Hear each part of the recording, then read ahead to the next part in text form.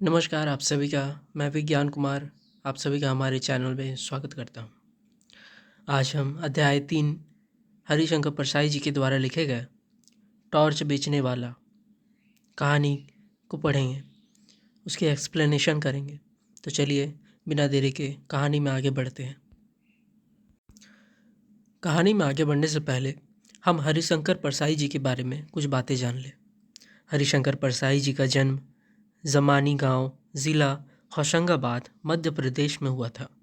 उन्होंने नागपुर विश्वविद्यालय से हिंदी में एमए किया। कुछ वर्षों तक अध्यापन कार्य करने के पश्चात सन 1947 में से वे स्वतंत्र लेखन में जुट गए। उन्होंने जबलपुर से वसुधा नामक साहित्यिक पत्रिका निकाली। परसाई ने व्यंग्य विधा को साहित्यिक प्रतिष्ठा प्रदान की।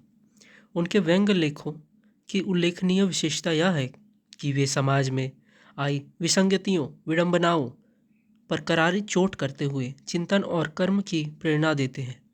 उनके व्यंग्य गुदगुदाते हुए पाठक को झकझोर देने में सक्षम है। भाषा प्रयोग में परसाई को असाधारण कुशलता प्राप्त है। वे प्रायः बोलचाल के शब्दों का प्रयोग सतर्कता से करते हैं। कौन सा शब्द कब और कैसे प्रभाव पैदा करेगा, इसे वे बखूबी जानते हैं। परसाई ने 2 दर्जन से अधिक पुस्तकों की रचना की है, जिनमें विशेष रूप से उल्लेखनीय है हंसते हैं रोते हैं, जैसे उनके दिन फिरे, रानी नागफनी की कहानी, तट की खोज, तब की बात और थी, भूत के पांव पीछे, बेईमानी की परत, पगडंडियों का ज़माना, सदाचार की तावीज, शिकायत मुझे भी है, और अंत में वैष्णव की फिसलन, तिरछी रेखाएं, ठिठुरता हुआ गणतंत्र, विकलांग श्रद्धा का दौर। उनका समग्र साहित्य परसाई रचनावली के रूप में 6 भागों में प्रकाशित है। यह संकलित रचना टॉर्च बेचने वाले में टॉर्च के प्रतीक के माध्यम से परसाई ने आस्थाओं के बाजारीकरण और धार्मिक पाखंड पर प्रहार किया है। तो चलिए हम कहानी में आगे बढ़ते हैं। टॉर्च बेचने वाला। वह पहले चौराहे पर बिजली के टॉर्च बेचा करता था। बीच में कुछ दिन वह नहीं दिखा। कल फिर दिखा, मगर इस बार उसने दाढ़ी बढ़ा ली थी और लंबा कुर्ता पहन रखा था। मैंने पूछा, कहाँ रहे और यह दाढ़ी क्यों बढ़ा रखी है? उसने जवाब दिया, बाहर गया था। दाढ़ी वाले सवाल का उसने जवाब यह दिया कि दाढ़ी पर हाथ फेरने लगा। मैंने कहा, आज तुम टॉर्च नहीं बेच रहे हो? उसने कहा, वह काम बंद कर दिया। अब तो आत्मा के भीतर टॉर्च जल उठा है। ये सूरज छाप टॉर्च अब व्यर्थ मालूम होते हैं। मैंने कहा, तुम शायद संन्यास ले रहे हो। जिसकी आत्मा के प्रकाश फैल जाता है वह इसी तरह हरामखोरी पर उतर आता है। किससे दीक्षा ले आए? मेरी बात से उसे पीड़ा हुई। उसने कहा, ऐसे कठोर वचन मत बोलिए। आत्मा सबकी एक है। मेरी आत्मा को चोट पहुंचाकर आप अपनी ही आत्मा को घायल कर रहे हैं। मैंने कहा, यह सब तो ठीक है, मगर यह बताओ कि तुम एकाएक ऐसे कैसे हो गए? क्या बीवी ने तुम्हें त्याग दिया? क्या उधार मिलना बंद हो गया? क्या साहूकारों ने ज़्यादा तंग करना शुरू कर दिया? क्या चोरी के मामले में फंस गए हो? आखिर बाहर का टॉर्च भीतर आत्मा में कैसे घुस गया? उसने कहा, आपके सब अंदाज गलत है। मैंने कुछ नहीं हुआ, ऐसा कुछ नहीं हुआ। एक घटना हो गई है जिसने जीवन बदल दिया। उसे मैं गुप्त रखना चाहता हूँ, पर क्योंकि मैं आज ही यहाँ से दूर जा रहा हूँ, इसलिए आपको सारा किस्सा सुना देता हूँ। उसने बयान शुरू किया। 5 साल पहले की बात है। मैं अपने एक दोस्त के साथ हताश एक जगह बैठा था। हमारे सामने आसमान को छूता हुआ एक सवाल खड़ा था। वह सवाल था, पैसा कैसे पैदा करें? हम दोनों ने उस सवाल की एक एक टांग पकड़ी और उसे हटाने की कोशिश करने लगे। हमें पसीना आ गया, पर सवाल हिला भी नहीं। दोस्त ने कहा, यार इस सवाल के पांव ज़मीन में गहरे पड़ गड़े हैं, या उखड़ेगा नहीं, इसे टाल जाए। हमने दूसरी तरफ मुंह कर लिया, पर वह सवाल फिर हमारे सामने आकर खड़ा हो गया। तब मैंने कहा, यार यह सवाल टलेगा नहीं, चलो इसे हल ही कर दें। पैसा पैदा करने के लिए कुछ काम धंधा करें। हम इसी वक्त अलग अलग दिशाओं में अपनी अपनी किस्मत आजमाने निकल पड़े। 5 साल बाद ठीक इसी तारीख को इसी वक्त हम यहाँ मिलेंगे।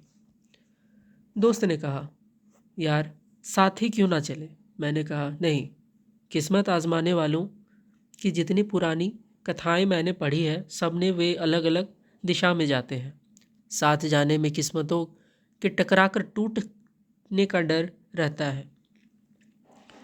तो साहब हम अलग अलग चल पड़े। मैंने टॉर्च बेचने का धंधा शुरू कर दिया। चौराहे पर या मैदान में लोगों को इकट्ठा कर लेता और बहुत नाटकीय ढंग से कहता, आजकल सब जगह अंधेरा छाया रहता है, रातें बेहद काली होती है, अपना ही हाथ नहीं सूझता, आदमी को रास्ता नहीं दिखता, वह भटक जाता है, उसके पांव कांटों से बिंध जाते हैं, वह गिरता है और उसके घुटने लहूलुहान हो जाते हैं। उसके आसपास भयानक अंधेरा है। शेर और चीते चारों तरफ घूम रहे हैं, सांप जमीन पर रेंग रहे हैं। अंधेरा सबको निगल रहा है। अंधेरा घर में भी है। आदमी रात को पेशाब करने उठता है और सांप पर उसका पाँव पड़ जाता है, सांप उसे डस लेता है और वह मर जाता है। आपने तो देखा ही है साहब कि लोग मेरी बातें सुनकर कैसे डर जाते हैं। भर दोपहर में वे अंधेरे के डर से कांपने लगते थे। आदमी को डराना कितना आसान है। लोग डर जाते। तब मैं कहता, भाइयों, यह सही है कि अंधेरा है, मगर प्रकाश भी है। वही प्रकाश मैं आपको देने आया हूँ। हमारे सूरज छाप टॉर्च में वह प्रकाश है जो अंधकार को दूर भगा देता है। इसी वक्त सूरज छाप टॉर्च खरीदो और घर अंधेरे को दूर करो। जिन भाइयों को चाहिए हाथ ऊंचा करें। साहब मेरे टॉर्च बिक जाते थे और मैं मज़े में ज़िंदगी गुजारने लगा।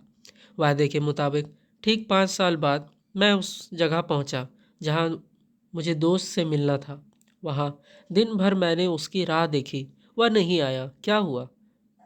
क्या वो भूल गया, या अब वह इस असार संसार में नहीं है? मैं उसे ढूंढने निकल पड़ा।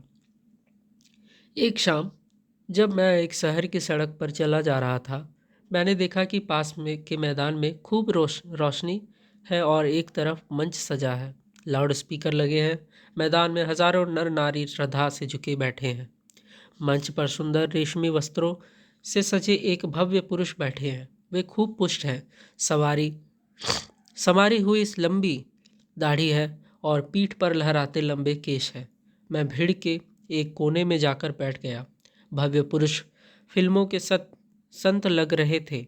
उन्होंने गुरु गंभीर वाणी में प्रवचन शुरू किया। वे इस तरह बोल रहे थे जैसे आकाश से किसी कोने से कोई रहस्यमय संदेश उनके कान में सुनाई पड़ रहा हो, जिसे वे भाषण दे रहे हैं। वे कह रहे थे, मैं आज मनुष्य को एक घने अंधकार में देख रहा हूँ। उसके भीतर कुछ बुझ गया है। यह युग की अंधकारमय है। यह सर्वग्राही अंधकार संपूर्ण विश्व को अपने उदर में छिपाए है। आज मनुष्य इस अंधकार से घबरा उठा है। वह पथभ्रष्ट हो गया है। आज आत्मा में भी अंधकार है। अंतर में आंखें ज्योतिहीन हो गई है। वे उसे भेद नहीं पाते। मानव आत्मा अंधकार में घुटती है। मैं देख रहा हूँ मनुष्य की आत्मा भय और पीड़ा से त्रस्त है। इसी तरह वे बोलते गए और लोग स्तब्ध सुनते गए। मुझे हंसी छूट रही थी। एक दो बार दबाते दबाते भी हंसी फूट गई और पास के श्रोताओं ने मुझे डांटा। भव्य पुरुष प्रवचन के अंत पर पहुंचते हुए कहने लगे, भाइयों और बहनों, डरो मत। जहाँ अंधकार है वहीं प्रकाश है। अंधकार में प्रकाश की किरण है। जैसे प्रकाश में अंधकार की किंचित कालिमा है, प्रकाश भी है। प्रकाश बाहर नहीं है, उसे अंतर में खोजो। अंतर में बुझी वो उस ज्योति को जगाओ। मैं तुम सबका उस ज्योति को जगाने के लिए आवाहन करता हूँ। मैं तुम्हारे भीतर वही शाश्वत ज्योति को जगाना चाहता हूँ। हमारे साधना मंदिर में आकर उस ज्योति को अपने भीतर जगाओ। साहब, अब तो मैं खिलखिलाकर हंस पड़ा। पास के लोगों ने मुझे धक्का देकर भगा दिया। मैं मंच के पास जाकर खड़ा हो गया। भव्य पुरुष मंच से उतरकर कार पर चढ़ रहे थे। मैंने उसे ध्यान से पास से देखा। उनकी दाढ़ी बढ़ी हुई थी, इसलिए मैं थोड़ा झिझका, पर मेरी तो दाढ़ी नहीं थी। मैं तो उसी मौलिक रूप में था। उन्होंने मुझे पहचान लिया। बोले, अरे तुम। मैं पहचान कर बोलने ही वाला था कि उन्होंने मुझे हाथ पकड़कर कार में बिठा लिया। मैं फिर कुछ बोलने लगा तो उन्होंने कहा, बंगले तक कोई बातचीत नहीं होगी, वहीं ज्ञान चर्चा होगी। मुझे याद आ गया कि वहाँ ड्राइवर है। बंगले पर पहुंचकर मैंने उसका ठाठ देखा। उस वैभव को देखकर मैं थोड़ा झिझका, पर तुरंत ही मैंने उसे अपने उस दोस्त से खुलकर बातें शुरू कर दी। मैंने कहा, यार तू तू बिल्कुल बदल गया। उसने गंभीरता से कहा, परिवर्तन जीवन का अनंत क्रम है। मैंने कहा, साले फिसालसफी मत बघार, या बता कि तूने इतनी दौलत कैसे कमा ली 5 सालों में। उसने पूछा, तुम इन सालों में क्या कर रहे हो, क्या करते थे? मैंने कहा, मैं तो घूम घूम कर टॉर्च बेचता रहा। सच बता, क्या तू भी टॉर्च का व्यापारी है? उसने कहा, तुझे क्या ऐसा ही लगता है? क्यों लगता है? मैंने उसे बताया कि जो बातें मैं कहता हूँ वही तू कर रहा था। मैं सीधे ढंग से कहता हूँ तो उन्हीं बातों को रहस्यमय ढंग से कहता है। अंधेरे का डर दिखाकर लोगों को टॉर्च बेचता हूँ। तू भी अभी लोगों को अंधेरे का डर दिखा रहा था। तू भी टॉर्च बेचता है, ज़रूर टॉर्च बेचता है। उसने कहा, तुम मुझे नहीं जानते। मैं टॉर्च क्यों बेचूंगा? मैं साधु, दार्शनिक और संत कहलाता हूँ। मैंने कहा, तुम कुछ भी कहलाओ, बेचते तो तुम टॉर्च हो। तुम्हारे और मेरे प्रवचन एक जैसे हैं। चाहे कोई दार्शनिक बने, संत बने या साधु बने, अगर वह लोगों को अंधेरे का डर दिखाता है तो ज़रूर अपनी कंपनी का टॉर्च चाहता है। तुम जैसे लोगों के लिए हमेशा ही अंधकार छाया रहता है। बताओ, तुम्हारे जैसे किसी आदमी ने हजारों में भी कभी यह कहा है कि आज दुनिया में प्रकाश फैला है? कभी नहीं कहा ना। क्यों? इसलिए कि उन्हें अपनी कंपनी का टॉर्च बेचना है। मैं खुद भर दोपहर में लोगों से कहता हूँ कि अंधकार छाया है। बता, किस कंपनी का टॉर्च बेचता है? मेरी बातों ने उसे ठिकाने पर ला दिया था। उसने सहज ढंग से कहा, तेरी बात ठीक ही है। मेरी कंपनी नई नहीं है, सनातन है। मैंने पूछा, कहाँ है तेरी दुकान? नमूने के लिए एक आध टॉर्च तो दिखा। सूरज छाप टॉर्च से बहुत ज़्यादा बिक्री है उसकी। उसने कहा, उस टॉर्च की कोई दुकान बाजार में नहीं है। वह बहुत सूक्ष्म है, मगर कीमत उसकी बहुत मिल जाती है। तू एक दो दिन रह तो मैं तुझे सब समझा देता हूँ। तो साहब, मैं 2 दिन उसके पास रहा। तीसरे दिन सूरज छाप टॉर्च की पेटी को नदी में फेंककर नया काम शुरू कर दिया। वह अपनी दाढ़ी पर हाथ फेरने लगा। बोला, बस 1 महीने की देर और है। मैंने पूछा, तो अब कौन सा धंधा करोगे? उसने कहा, धंधा वही करूँगा, यानी टॉर्च बेचूंगा, बस कंपनी बदल रहा हूँ। और इसी के साथ हमने टॉर्च बेचने वाले की कहानी पूर्ण की। कहानी से हमें यह सीखने को मिलती है कि बाबाओं के चक्कर में ना पड़ें। बाबा अपने दुकान चलाते हैं। अगर आपको अपने जीवन की समस्याओं को दूर करनी है तो आप अपने भीतर झांक कर देखें कि आप उस समस्या को दूर करने के लिए क्या क्या कर रहे हैं और क्या करना चाहिए। बाबाओं के चक्कर में ना पड़ें। 21वीं शताब्दी में भी बहुत सारे बाबा बढ़ चुके हैं जिन्होंने सिर्फ एक अंधकार को जन्म दिया है। ऐसे ही रोचक कहानियाँ पढ़ते रहें और बहुत कुछ सीखने को आपको इन रोचक कहानियों से मिलेगा। तो आज के लिए इतना ही। अगर हमारे वीडियोस आपको पसंद आते होंगे तो उसे लाइक करिए और हमारे चैनल को सब्सक्राइब करें और कक्षा 11वीं के छात्र छात्राओं को इस वीडियो को शेयर करें ताकि वे अपने परीक्षाओं में उत्तीर्ण हो सकें। धन्यवाद।